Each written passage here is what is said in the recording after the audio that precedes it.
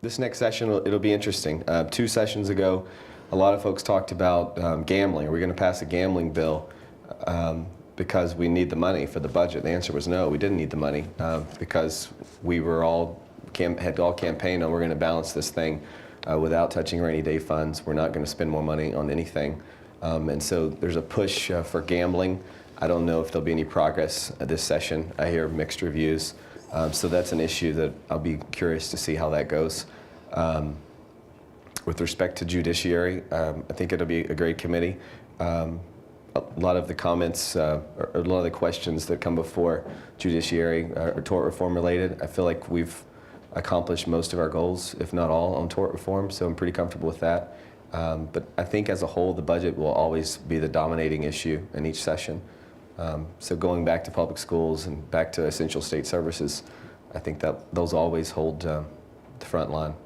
So where are you and your district on gambling issues? And I think it's easy to ask gambling from 30,000 feet. People say, "Are you pro gambling? Are you against gambling?" All you have to do is scratch the surface and see that there's about 1 million variations to the issue.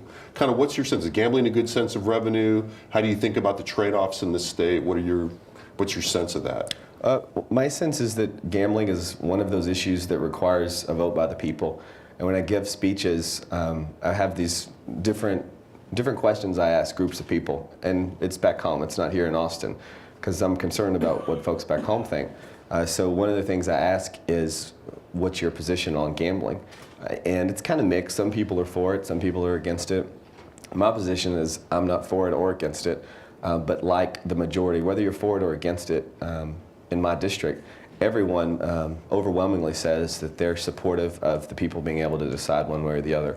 And my thinking is if you're adamantly pro-gambling, then you should want this vote to come so you can get your gambling. If you're against gambling and you truly believe that the people of Texas are against it, then you should want it to come before the people for a vote so it can be dead for good, so we can quit talking about it. So I think it's an issue.